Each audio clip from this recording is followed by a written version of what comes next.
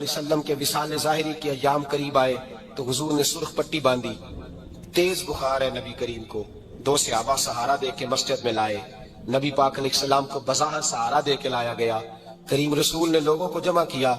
हुजूर आज क्या होने वाला है, आज क्या कहा जाएगा, आज किस लिए मीटिंग बुलाई है। नबी करीम के कुल सहाबा जब मस्जिद में जमा हुए तो खचाखच मस्जिद भरी है। विसाल ज़ाहिरी से चंद यौम पहले की बात। नबी पाक ने फरमाया आज तुम्हें कोई जिहाद की तरगीब नहीं देनी, आज कोई नया पैगाम नहीं देना, आज तुम्हें बताना है कि रब ने अपने बंदे को इख्तियार दिया है, चाहे तो दुनिया में रहे चाहे तो उसकी बारगाह में हाजिर हो जाए। उस अब्द ने बारगाह रबूबियत की तरफ लौटने का इरादा कर लिया है। हजरत सिद्दीक अकबर रोने लगे तो सहाबा ने कहा तुम्हें क्या हुआ। कहने लगे समझ नहीं रहे, किसी की बात नहीं कर रहे, नबी पाक तो अपनी बात फरमा रहे हैं, उसने जाने का इरादा कर लिया। सुनिए मेरे भाई, महबूब पाक ने फरमाया भाई किसी शख्स को मेरी तरफ से कोई तकलीफ पहुंची हो तो बदला ले सकता है, बदला ले सकता है। किसी को तकलीफ पहुंची हो, सहाबा फूट के रोने लगे। महबूबा करम ही करम हुआ है, रहमत ही रहमत आई। आपके बारे में गुमान करने वाला भी दायरा ईमान से निकल जाए। हुजूर आप क्या फरमा रहे हैं? फरमाया नहीं भाई उठो। पीछे से जनाब अकाशा बिन मोहसिन उठे, हाथ कांपते हैं, आगे बढ़े। कहने लगे या रसूल अल्लाह, एक जंग के मौके पर आपने दुर्रा मारा था, नंगी पीठ पर सफे सीधी कराते, बात दिल में रह गई है, मैंने बदला लेना है। नबी करीम ने फरमाया बिलाल दौड़ के जाओ, फातिमा के घर दुर्रा पड़ा है, दुर्रा लाओ। सैयदना बिलाल हबशी कहते मैं गया, दस्तक दी सैयदा तैयबा ताहिरा। हजरत फातिमा फरमाने लगी बिलाल कैसे आए हो? अम्मा जी वो दुर्रा चाहिए था। सैयदा को तशवीश हुई, कहने लगे बिलाल ना तो जंग पे जाना है, ना जिहाद है, ना कोई ऐसा मौका है। हुजूर की तो तबीयत मुबारक बज़ाहिर बड़ी अलील है, दुर्रा क्या करेंगे? हज़रत बिलाल अर्ज़ कहने लगे अम्मा जी एक सहाबी बदला लेने लगे हैं। साहिब तबकात ने जुमले लिखे हैं, कहते हैं बीबी साहिबा ने दुर्रा भी दिया और इमाम हसन हुसैन को भी बाहर निकाला। फरमाने लगी आकाशा से कहना 100 दुर्रे मारे इन दो शहजादों के जिस्म पर, नबी पाक के करीब न जाए। मैंने दो बच्चे पैदा ही अपने महबूब पर कुर्बान करने के लिए किए, इनको ले जाओ। हजरत बिलाल कहते मैं दो शहजादे लेके आया और जब दरवाजे में मैं लेके पहुंचा तो नबी पाक ने देखा तो आंखों में आंसू आ गए। फरमाया इनको बिठा दो, मुझे पता है फातिमा ने क्या कह के भेजा है। हजरत सैयदना बिलाल फरमाते हैं दुर्रा मैंने जनाब अकाशा को दिया। हजरत अकाशा दुर्रा लेके आगे जो बढ़े तो हजरत अबू बकर सिद्दीक ने उनके पैरों पे हाथ रखा। फरमाया अकाशा मेरी तरफ आ जा, मुझे मार दुर्रे, नबी पाक के करीब ना जा। मुस्तफा करीम ने फरमाया अबू बकर तू हट जा, इसे आने दे। फरमाते मैं चंद कदम आगे गया तो मौला अली शेर खुदा ने मेरे पैर पे हाथ रखा। कहने लगे आकाशा सोच तो सही तू क्या कर रहा है। हुजूर ने फरमाया अली हट जाओ, मेरा और उनका मामला है। जनाब आकाशा आगे बढ़ रहे। नबी करीम ने फरमाया मैं अपनी उम्मत को दर्श देना चाहता हूँ, खबरदार खबरदार जिंदगी में तुम्हारे हाथ से जुबान से किसी को तकलीफ ना पहुंचने पाए। खबरदार याद रखना वो मुआशरे बिगड़ जाते हैं, वो मुआशरे तबाह कर दिए जाते हैं जहाँ जुल्म होता है, जहाँ ज्यादती होती है, जहाँ लोगों को सताया जाता है। महबूब करीम के करीब आए हजरत आकाशा का हुजूर मेरी पीठ नंगी थी, आप भी जरा कपड़ा हटाइए। नबी करीम ने पीठ से कपड़ा हटाया। जनाब आकाशा ने दुर्रा जो उठाया तो सहाबा की चीखें निकली। हजरत आकाशा ने दुर्रा दूर फेंका, हुजूर के बतने अतहर से लिपट गए, चूमने लगे। कहने लगे हुजूर वो तो सफे सीधी कराते लग गया था, आपने कहा मारा था? या रसूल अल्लाह मैं तो बहाना बना रहा था कि जाती दफा मुझे वजूद चूमने का मौका नसीब हो जाए, मुझे ये मौका नसीब हो जाए। मेरे हबीब ने फरमाया जिसने जन्नती देखना हो मेरे आकाशा की जियारत कर ले। भाई जुल्म का दरवाजा खुला हुआ और लोग भूल जाते हैं ज्यादती करते हुए। एक बंदा बड़ी दूर से आया नबी पाक सल्लल्लाहु अलैहि वसल्लम की जियारत के लिए, बड़ी दूर से। अरब के जो सरदार होते थे उनके बड़े नाज नखरे होते थे, तो नबी पाक सल्लल्लाहु अलैहि वसल्लम की खिदमत में वो शख्स बड़ी दूर से आया। तो अरब के बादशाहों का मिजाज था, प्रोटोकॉल बड़ा चाहते थे। उनका तो ये तरीका था कि हुक्मरानी करनी है जैसे भी हो। अगर किसी गुलाम ने धूप में बंधा रह गया, ऊंट और छांव में नहीं बांधा तो दुर्रे मारते थे, और अगर उसने खोल के बांध दिया तो फिर भी मारते थे। कहते थे इतना सियाना हो गया तो उन्हें पूछा ही नहीं, खुद ब खुद ही बांध दिया। वो शख्स हुजूर की बारगाह में आया और बहुत सारे लोगों के पास क्योंकि वो जाता था अपने सरबराह का पैगाम लेके, तो वो कांप रहा है जब हुजूर की बारगाह में गया, डर रहा है। अब जरा बात को समझना, नबी पाक सल्लल्लाहु अलैहि वसल्लम ने उससे फरमाया क्यों डरते हो? सादा आदमी है, देहाती है, बद्दू है। अल्लाह के रसूल ने थप की दी, क्यों डरते हो? तो कहते हुजूर मुझे आदाब नहीं आते और मुझे डर आता है, कोई बात अगर ऐसी हो गई आप मदीने की हुकूमत के सरबराह हैं तो कहीं आप नाराज ना हो जाएं। حضرت انس بن مالک فرماتے ہیں بات کہاں کی تھی پہنچ کہاں گئی؟ جب اس نے یہ کہا نا کہ آپ تو حکومت کے سربراہ ہیں، کہیں کوئی غلطی نہ مجھ سے ہو جائے، تو نبی پاک کی آنکھوں میں آنسو آ گئے، حضور رونے لگے اور نبی پاک صلی اللہ علیہ وسلم فرمانے لگے نہ بھائی تو کسی حکومت کے سربراہ کے پاس نہیں آیا، نہ تو اس بیٹے کے پاس آیا ہے جس کی ماں گوشت کے خشک ٹکڑے کھا کے بھی گزارا کر لیتی، میں تو ایک غریب ماں کا بیٹا ہوں۔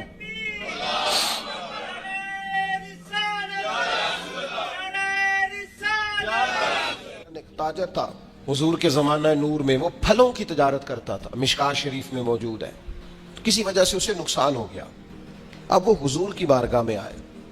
ہمارے ہاں یہ ہوتا ہے کہ لوگ کہتے ہیں میرا کیا لینا دینا، بلکہ اگر کوئی بندہ اس طرح کا مسئلہ حل بھی کرا رہا ہو تو کہنے حضرت صاحب تو آڑا نہیں ہے کام۔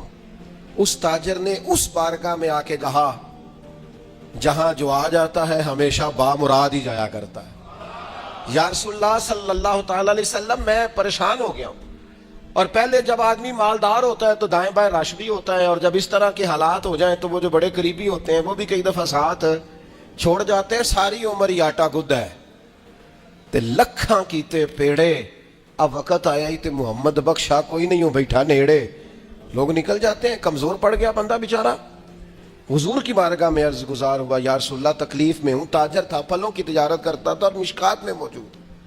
نبی پاک علیہ السلام نے دعا بھی فرمائی، کرم نوازی بھی فرمائی، رحمت بھی فرمائی، عطائیں بھی فرمائی، لیکن حضور نے نا صحابہ سے فرمایا سارے مل کے اپنے بھائی کی مدد کرو، تھوڑے پیسے کسی نے دیے، تھوڑے کسی نے دیے، تھوڑے کسی نے دیے، مل کے، اور ایسے لوگوں سے جو لوگ بڑے اس کام کے لیے ہر وقت ذہنی طور پر تیار رہتے تھے، ان لوگوں سے کہا اس کے ساتھ چلو، لیکن اس کا قرضہ ابھی بھی جتنا چڑھ گیا تھا اتنے پیسے جمع نہیں ہوئے تھے۔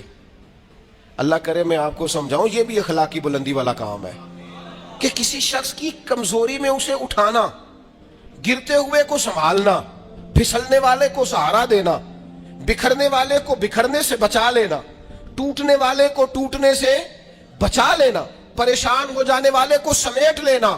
اللہ کے پیارے رسول صلی اللہ تعالی علیہ وسلم نے فرمایا اپنے بھائی کی مدد کرو، لوگوں نے مدد کی، لیکن اس حد تک اس کے پاس پیسے نہ ہوئے جتنا اس کا قرضہ تھا۔ اب حضور نے ان لوگوں کو بلایا جن کے اس نے پیسے دینے تھے، اور پیسے دینے والوں سے کہا کہ اس کے پاس اتنے ہیں، اتنے لے لو، اور چلو تم بھی کچھ نیکی کرو، کچھ لے لو کچھ چھوڑ دو۔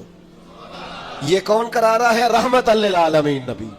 وہ تیری آنکھ ہو یا سنگ ملامت کی چبھن، کون پہنچا ہے میرے درد کی گہرائی تک، دور شہرت میں تو یاروں نے کیا یاد بہت، پر ساتھ آیا نہ کوئی کوچے رسوائی تک۔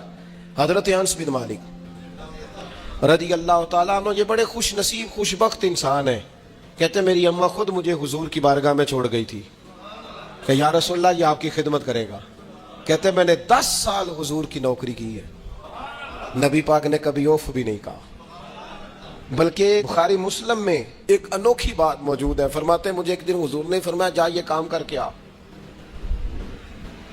کہتے میرے دل میں یہی تھا کہ فوراً جاؤں گا، اسی طرح لفظ موجود ہے، میرے دل میں تھا جاؤں گا کر کے آؤں گا، حضور نے فرمایا کر کے آ، دل میں پکا ارادہ تھا جاؤں گا، لیکن اپنی زبان سے میں نے کہا حضور میں نے کوئی نہیں جانا۔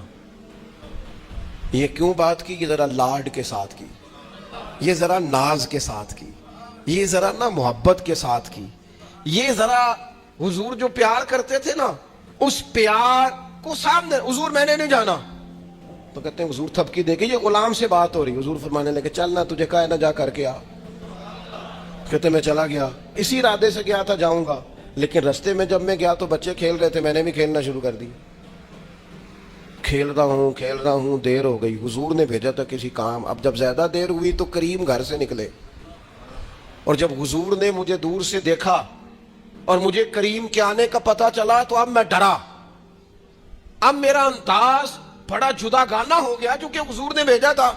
یہ تو خادم کی بات ہے نا، ایسا اچھی گل دسیا جی اپنا منڈا بھی کدے نہ جائے تھے، اور تینوں میں کلیا سی تو گیا کیوں نہیں؟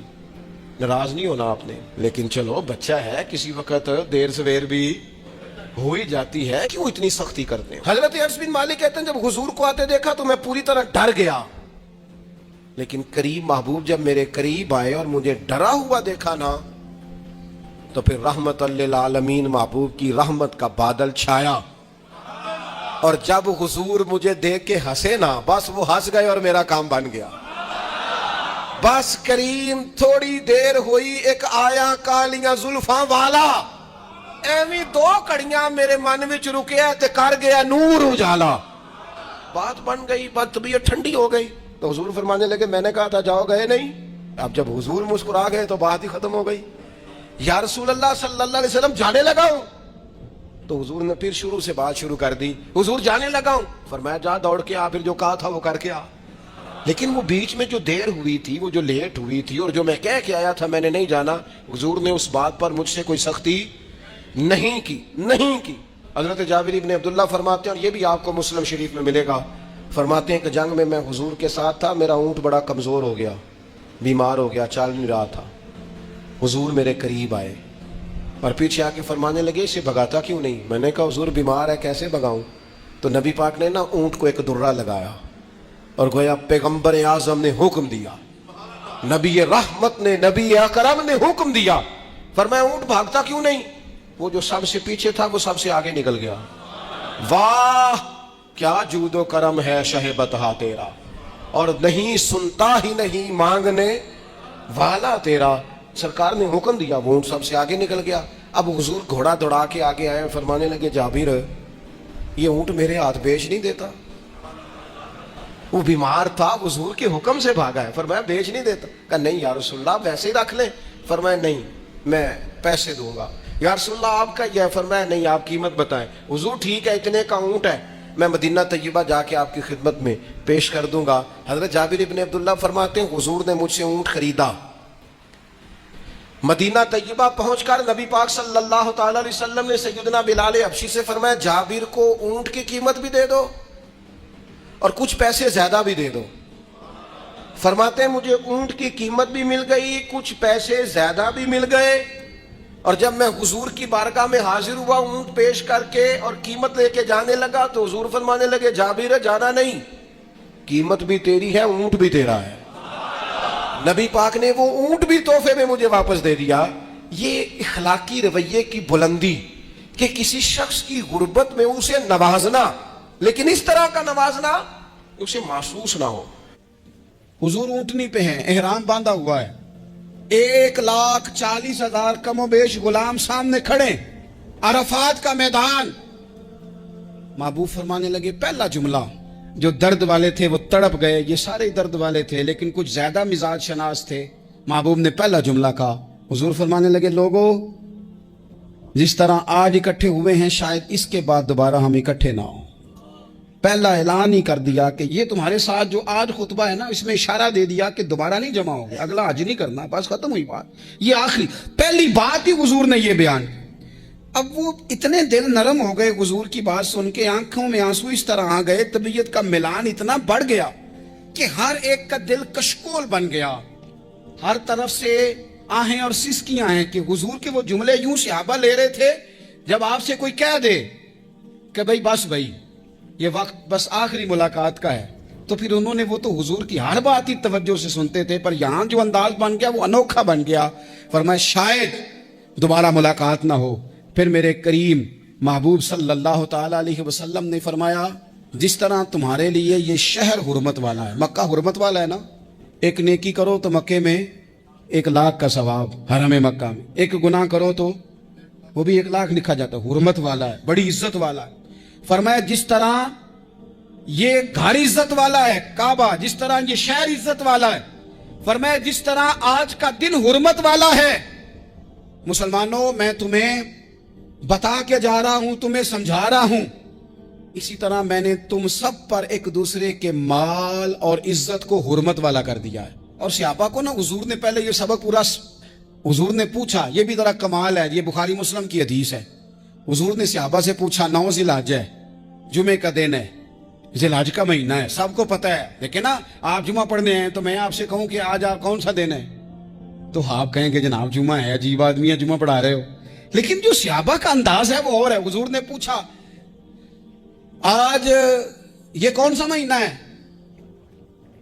یہ ادب ہے، یہ مقام ہے، یہ وہ مقام ہے جہاں بہت سارے صرف عقل والے بندے جو ہوتے ہیں نا وہ بیچارے گرتے پڑتے ہیں، کہتے ہیں جی بات آتی ہو تو بتانی چاہیے، یہ کیا بات ہوئی جی، بندہ بولے ہی نا، یہ کیا بات۔ لیکن کچھ لوگ ایسے ہیں جن کا دھارا ادب کچھ اور ہوتا ہے، انہیں ڈھیروں باتیں بھی آتی ہوں تو ہر جگہ بات کرنے کی نہیں ہوتی، سب جگہ کہانیاں سنانے کی نہیں ہوتی۔ حضور نے فرمایا کون سا مہینہ ہے؟ قربان جائیں، بھیا کو زبان ہو کے کہنے لگے واللہ و رسولہ عالم، اللہ جانے اللہ کا رسول جانے، سانو تے قید سجن دا گہنا ہے، او جنج رکھے اساں اونج رہنا ہے، ہمیں کیا پتا۔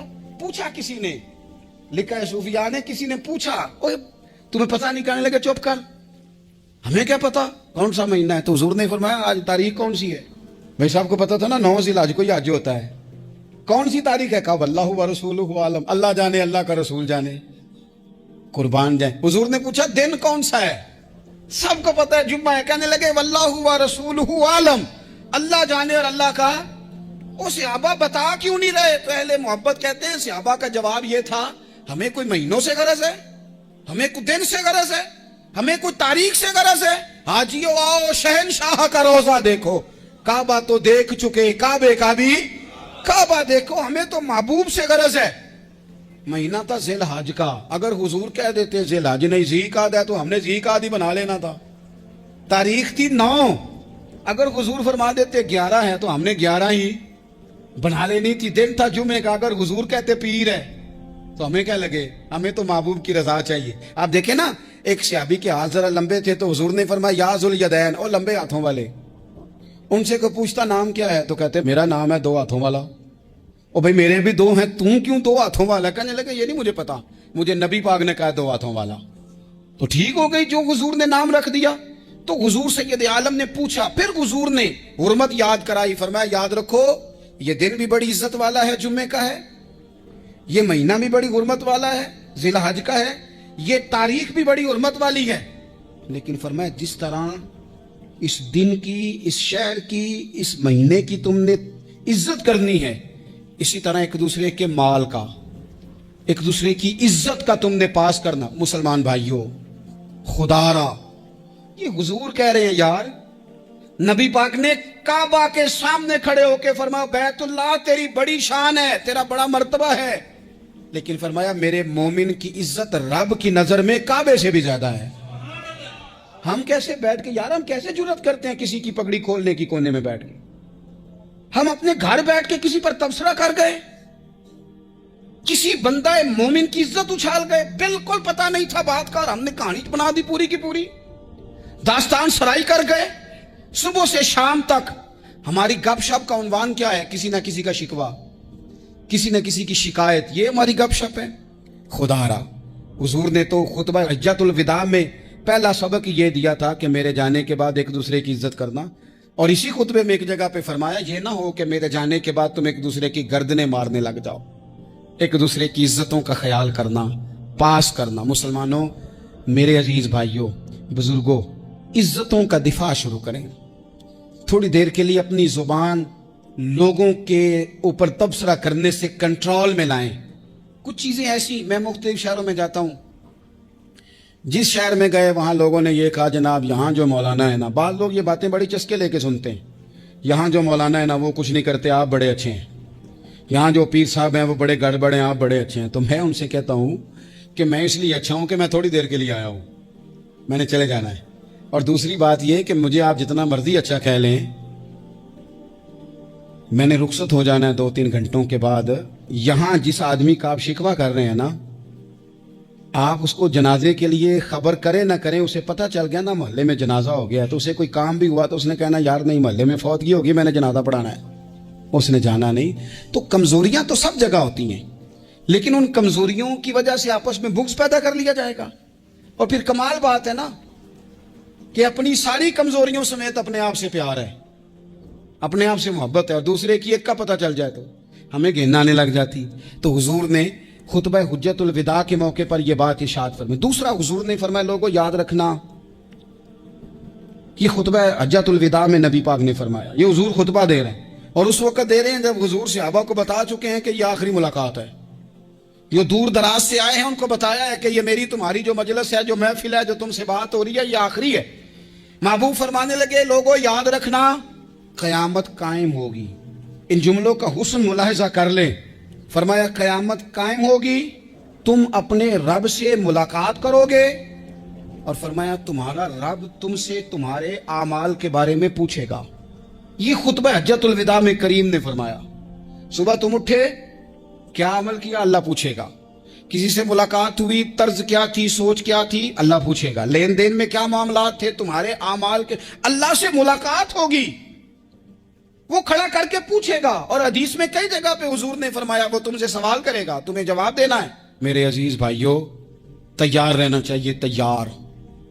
ہم نا منت کرتے ہیں آخری دن ہو نا, تنخواہ دار لوگ کہتے ہیں یار یہ آخری ایام چل رہے ہیں, کوئی خرچہ نہ بتاؤ, اس لیے کہ حساب کے متھے لگنا ہے. آخری دنوں میں, بجٹ کے دنوں میں لوگ پریشان ہوتے ہیں کہ حساب دینا ہے. جب رب سے ملاقات کریں گے اور وہ حساب مانگے گا, کتنا مشکل کام ہے. اور ایک مقام پہ حضور نے فرمایا جس سے اللہ نے حساب مانگا وہ تو الجھ گیا, دعا کرو وہ حساب مانگے ہی نہ, بے حساب ہی بخشش فرما دے. نبی پاک صلی اللہ تعالیٰ علیہ وآلہ وسلم نے ارشاد فرمایا اسی خطبہ حجۃ الوداع میں. حضور فرمانے لگے سن لو, میں نے تم تک اللہ تعالیٰ کا پیغام پہنچا دیا ہے. اب جس شخص کے پاس امانت رکھی ہو اس پر لازم ہے کہ وہ امانت اس تک پہنچا دے جو اس کا مالک ہے. ہم بہت سارے لوگ ایسے ہوتے ہیں, ہمارے پاس امانتیں ہوتی ہیں, کچھ بھی نہ ہو تو کچھ لوگوں کے راز کی امانت ہوتی ہے, کچھ بھی نہ ہو تو کچھ لوگوں کی باتیں ہم تک پہنچ جاتی ہیں, وہ راز ہوتا ہے, وہ امانت ہوتی ہے. مجلس کی گفتگو بھی امانت ہے, لیکن ہم امانتوں کا خیال نہیں کرتے, خیانت ہو جاتی ہے. بہت محتاط ہو کر اپنی زندگی میں امانتوں کا خیال کیا جائے. یا ایھا الذین آمنوا لا تخونوا اللہ والرسول وتخونوا اماناتکم وانتم تعلمون. اللہ فرماتے ہیں ایمان والو, نہ رب سے خیانت کرنا, نہ رب کے رسول سے خیانت کرنا, نہ آپس میں ایک دوسرے سے خیانت کرنا, جانتے بوجھتے ہوئے یہ کام نہ کرنا. وانتم تعلمون, جانتے ہو, تمہیں پتہ ہے. کبھی بھی بددیانتی کا مظاہرہ نہ کریں اپنی زندگی میں, کبھی بھی. اور یہ بھی یاد رکھ لیں, بچوں کو کیا پتا کہ ہمارا ابا حلال لا رہا ہے کہ حرام لا رہا ہے. آپ لا رہے ہیں نا, تو وہ تو بیچارے بھولے پن میں کھا رہے ہیں, تو حساب آپ نے دینا ہے. جنہ لی تو پاپ کمائے ہن کتھے نہیں ہو تیرے کر دے, بلا نا. تو بچوں کا تو یہ معاملہ ہے بھائی, اللہ ماشاءاللہ کہ وہ وقت پہ ہی, شادی کے 10-15 دن کے بعد ہی ان کو پیغام مل جاتا ہے کہ اگر ہمارا علیحدہ گھر ہو تو میں مرضی سے سجاؤں, تو میں مرضی سے سنواروں, تو میرا کوئی مطلب اپنا سلسلہ ہو. تو بڑے ٹائم پہ ساری باتیں شروع ہو جاتی ہیں, وہ تو معاملہ ہی بالکل اور ہے. تو بالکل کسی بھی امانت میں کبھی بھی خیانت کرنے کی کوشش نہ کریں. اور یاد رکھیں, مال حرام جہاں آتا ہے وہاں بڑی تباہی آتی ہے. جہاں لوگ بددیانت ہو جاتے ہیں وہاں معاملات بڑے خراب ہو جاتے ہیں. اللہ تبارک و تعالیٰ دیانت داری کی توفیق عطا فرمائے. حضور نے خطبہ حجۃ الوداع کے موقع پر فرمایا میں نے آج جاہلیت کے سارے سود ختم کر دیے. نبی پاک میدان عرفات میں کھڑے ہو کے فرمانے لگے جس بندے نے بھی کسی سے پیسے لیے ہیں وہ اصل رقم دے گا, زائد نہیں دے گا. حضور کے بڑے قریبی تھے ایک, فرمایا انہوں نے بھی کچھ لوگوں سے پیسے لیے ہوئے, چونکہ وہ سب لوگ کرتے تھے, حرام ہی نہیں تھا. فرمایا میں ان کو بھی حکم دیتا ہوں کہ یہ اصل رقم وصول کریں گے, کسی سے ایک پائی بھی زیادہ وصول نہ کریں گے. نبی پاک صلی اللہ تعالیٰ علیہ وسلم نے خطبہ حجۃ الوداع میں ایک باریک بات حضور نے بھی, یہ آپ نے ضرور سمجھنی ہے, بالخصوص جو لوگ تھوڑا دین پر عمل کر رہے ہیں, جن کا لبادہ مذہبی ہو گیا, جنہیں لوگ حضرت صاحب, قاری صاحب, علامہ صاحب, مفتی صاحب, حاجی صاحب, بزرگوں کہہ کے بلاتے ہیں, وہ اس پر توجہ کریں. میرے نبی پاک صلی اللہ علیہ وسلم نے خطبہ حجۃ الوداع کے موقع پہ ارشاد فرمایا لوگوں, شیطان اب مایوس ہو گیا ہے, وہ تم سے بتوں کی پوجا نہیں کرا سکے گا. ہاں, وہ تمہیں چھوٹے چھوٹے گناہوں میں مبتلا کرے گا, وہ تم سے چھوٹے چھوٹے عیب کرائے گا, تم سمجھو گے یہ تو غلطی کوئی نہیں. فرمایا اس سے بچ کے رہنا. اب وہ مایوس ہو گیا, بتوں کی پوجا نہیں کرا سکتا, تمہیں اپنی پوجا نہیں کرا سکتا, لیکن چھوٹی چھوٹی غلطیاں. ایک مقام پہ فرمایا نا, چھوٹا گناہ ہونا تو مومن اسے پہاڑ سمجھتا ہے, اتنا بڑا ہو گیا, اور منافق کہتا ہے یہ تو کچھ بھی نہیں. تو اپنی زندگی کے اندر چھوٹی چھوٹی کوتاہیاں, حضرت سعدی فرمایا کرتے تھے سیلاب اچانک نہیں آتے, پہلے چھوٹا سا سوراخ ہوتا ہے دریا کے کنارے میں, اسے بند نہ کیا جائے پھر بڑا ہو جاتا ہے, پھر وہ ٹائم آتا ہے کہ بند ٹوٹ جاتا ہے, بستیاں ڈوب جاتی ہیں. پہلے چھوٹا گناہ انسان کرتا ہے, چھوٹا, پھر اس سے آگے بڑھتا جاتا ہے اور بڑی بڑی غلطیاں ہوتی ہیں. اللہ تبارک و تعالی ہمیں رائی کے دانے کے برابر بھی غلطی کرنے سے محفوظ فرمائے. نبی پاک صلی اللہ تعالیٰ علیہ وسلم نے اسی موقع پر ارشاد فرمایا لوگو, اللہ سے ڈرتے رہنا, اور میں تمہیں عورتوں کے ساتھ بھلائی کی وصیت کرتا ہوں.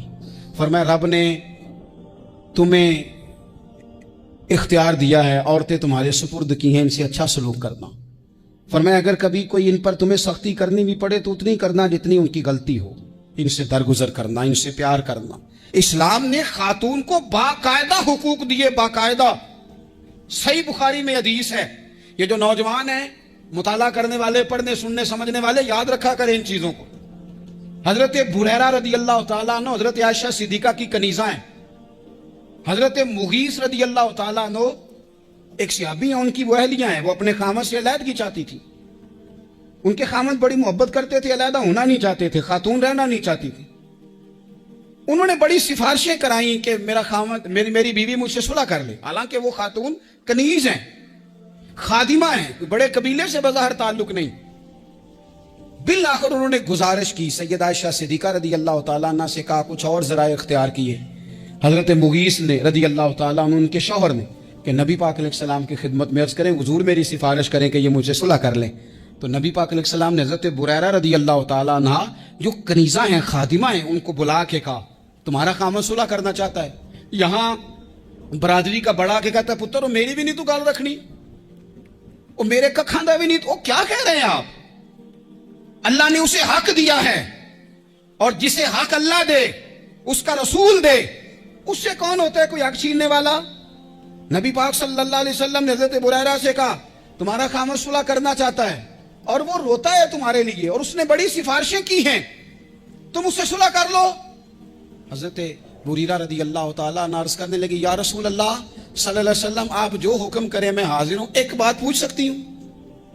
ایک گزارش کر لوں؟ ایک صرف حضور میرا بولیا چولیا معاف کری، ایک بات کر لوں؟ تو کہا کرو۔ عرض کی یا رسول اللہ یہ آپ کا حکم ہے یا مشورہ ہے؟ یہ محبوب کی بات ہے، محبوب کی۔ کوئی بزرگ کیوں جبر کرتا ہے کسی پہ؟ کوئی حضرت شیخ کیوں کہتے ہیں زبردستی عورت کو کہ تو جا؟ نبی پاک صلی اللہ علیہ وسلم نے فرمایا صلح کر لے۔ یا رسول اللہ ایک بات عرض کروں؟ کرو۔ حضور حکم ہے کہ مشورہ ہے؟ تو نبی پاک نے فرمایا نہیں مشورہ ہے۔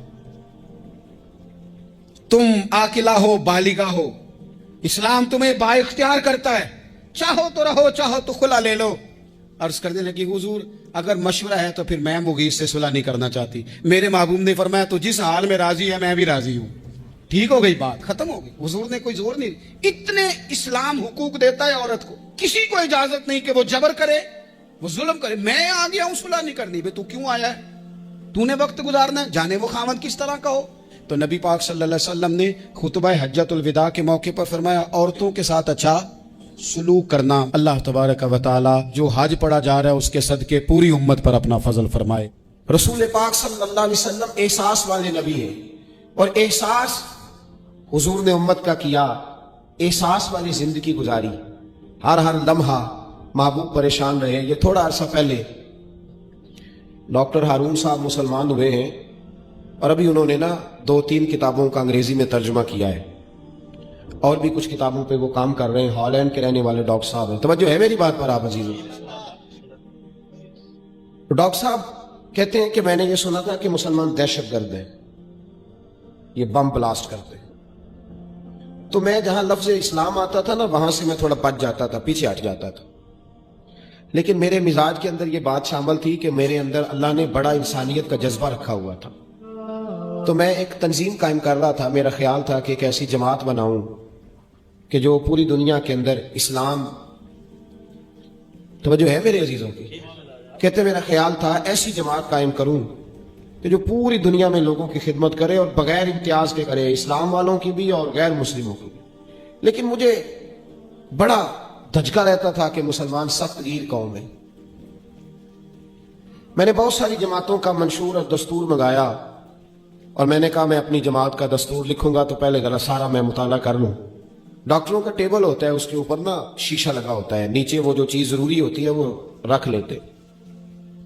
کہتے ہیں کہ مصر کے مولانا صاحب آئے ہوئے تھے ہالینڈ کے دورے پر، اچھی انگریزی جانتے تھے، تو کسی وجہ سے علیل ہو گئے، میرے پاس وہ آئے اور انہوں نے دیکھا کہ میں انسانی حقوق پر کچھ لکھ رہا ہوں، کام کر رہا ہوں، تو وہ دیکھ کر کے مجھے کہنے لگے کہ ڈاکٹر صاحب آپ کوئی تنظیم قائم کر رہے ہیں؟ میں نے کہا تو کہتے انہوں نے ہلکا سا ٹچ دیا، زور نہیں دیا، ویسے بھی جو ہلکی بات ہوتی ہے وہ ذرا دل میں جلدی بیٹھ جاتی ہے۔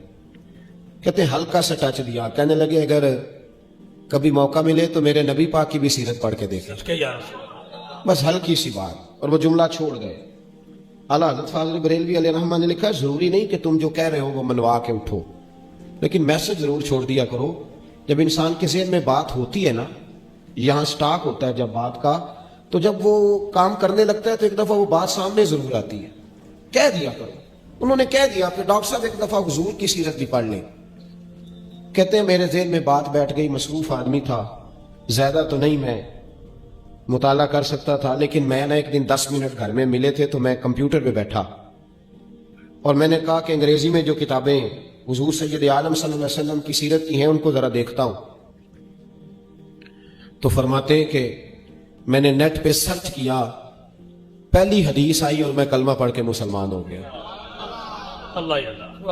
हदीस कहाँ है? सुब्नुल हुदा व रिशाद में भी है, कंजुल उमाल में भी है, मुस्नद अहमद में भी है, इब्ने इसहाक में भी है, इब्ने अशाम में भी है, और शायद सीरत की तमाम किताबों में आपको रवायत मिल जाए।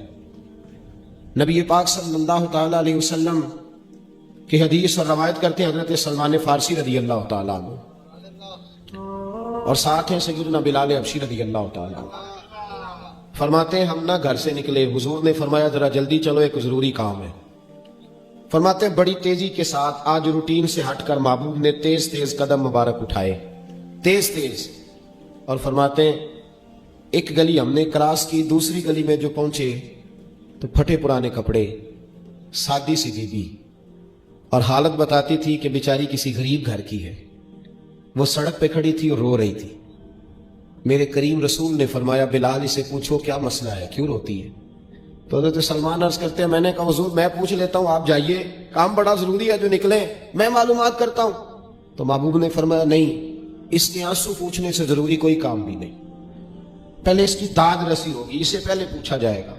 रोते नहीं रहते लोग घरों में, लोग गुजर नहीं जाते चुप करके, कितने लोग तड़पते, कौन एहसास करता है? नबी पाक सैयद आलम सल्लल्लाहु अलैहि वसल्लम रुके और उस खातून से पूछा क्या बात है? उसने कहा कि बात कोई भी नहीं है, मेरा एक ही मोटा सा मसला है। कहा वो क्या? कहने लगी मैं गरीब हूं, और गरीबी बजाते खुद बहुत बड़ा गुनाह होती है, लोग बड़ा जुर्म समझते हैं इसको बजाते खुद। मैंने शुरू में कहा ना कि मजहबी स्टेज की भी सदारत गरीब आदमी नहीं कर सकता, क्योंकि गरीब जो हुआ जिद कोल दथी होनी उन्हें नेड़े बहना है ना जी, जिद कोल नहीं उन्हें तो पिछे जाके बहना एंड ते कोल केड़ा दथी है। इस स्टेज पे भी गरीब आदमी की सदारत नहीं मुमकिन हो ही नहीं सकता। मेरे रसूल पाक सैयद आलम सल्लल्लाहु तआला अलैहि वसल्लम ने फरमाया पहले इसे पूछो क्या मसला है। तो कहने लगी मैं गरीब हूं, बूढ़ी हो गई हूं, सारी जिंदगी गुलामी में गुजारी है, तेल लेने आई थी 5 दिनार का, बोतल में तेल भरवाया है, और अब बूढ़ी हूं ना तो कमर दर्द करती है, पैर पीछे मोड़ा है तो मैं गिरी हूं, तेल जमीन पी गई है, अब जमीन तो वापस नहीं करती, लेकिन वापस जाऊंगी तो एक यहूदी औरत की मुलाजमा हूं, वो दुर्रे से मारेगी, खाल उधेड़ देगी, मैं बड़ी परेशान हूं, अब नहीं मार खाई जाती, हड्डियां बूढ़ी हैं, कुर्बान जाऊं। हजरत बिलाल को हुजूर ने हुक्म दिया, फरमाया दौड़ के घर जा 5 दिनार ला। फरमाते 5 दिनार लाए, तेल खरीद के दिया, वो फिर रोने लगी। फरमाया आप क्यों रोती है? उसने कहा बताया ना गरीब हूं, गरीब का जुर्म कोई नहीं होता, लेकिन पीस दिया जाता है, फिर भी मार तो अब भी पड़ेगी, अब क्यों पड़ेगी?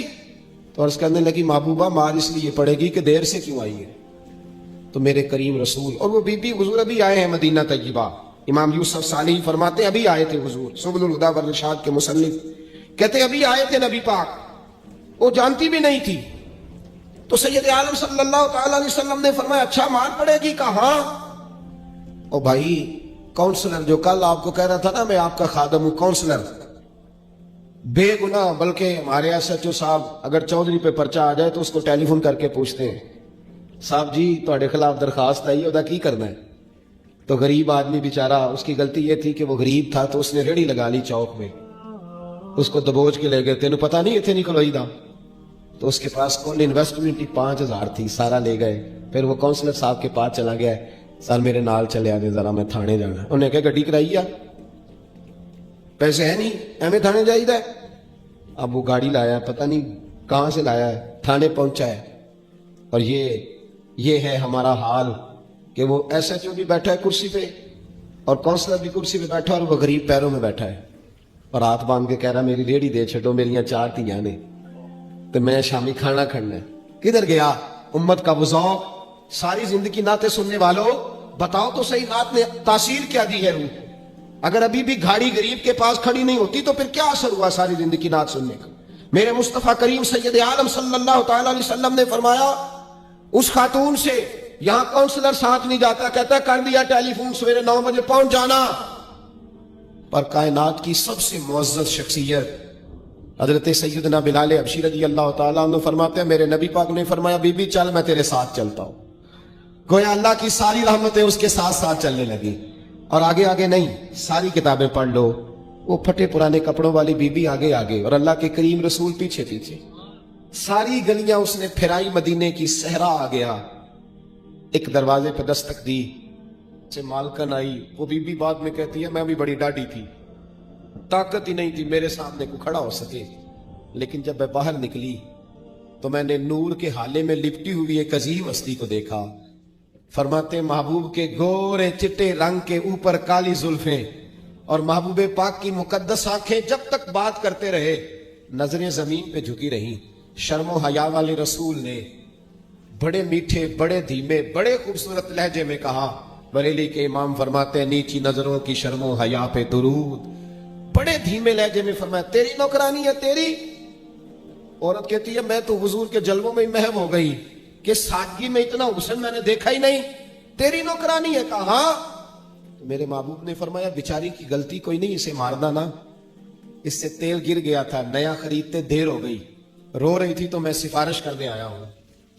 वो खातून कहती है, किसी की नहीं मानी थी, पर महबूब के जुमलों में तासीर इतनी थी, कख सवाद नहीं मिश्री अंदर, असा खंडा भी चख डिठियां, इन्हां सारियां शैवां नालों गल्लां सजन दियां मिठियां। फरमाते नबी पाक सल्लल्लाहु तआला अलैहि वसल्लम ने फरमाया, कुछ ना कहना। कहने लगी, नहीं कहती, मेरा वादा रहा, कुछ नहीं कहूंगी। अब मेरे हबीब ने फिर नजर उठाई और उस गरीबिनी की तरफ देखा और फरमाया, तू अगर कहे तो मैं जाऊं, तू अगर कहे तो मैं खुद भीख दे, खुद ही कहे मंगते का भला हो, तू अगर कहे तो मैं जाऊं। उसने खिराज पेश किया तो चंद आंसू गिराए। कहने लगी, महबूबा जैसे बंदा नवाजी। हुजूर ने रुख फेरा, हजरत बिलाल कहते मैं पीछे रह गया। मैं पीछे रह गया तो वो दोनों बीबियां दौड़ के मेरे पास आई। कहने लगी, बता तो सही है कौन, ये बता तो सही कौन थे। तो हजरत बिलाल कहने लगी, तुम नहीं जानते। जनाब बिलाल फरमाने लगे, यही तो है जिन्हें अल्लाह ने सच्चा रसूल बना के भेजा है। बीबियां दौड़ के आई, कहने लगी, महबूबा दरवाजे तक आए हो तो खाली तो ना लौटाओ, मेहरबानी फरमाओ, हमें भी कलमा पढ़ा दो। डॉक्टर हारून कहते हैं, वो बीबियां वहां कलमा पढ़ रही थी और मैं हदीस पढ़ के कलमा पढ़ रहा था। भाई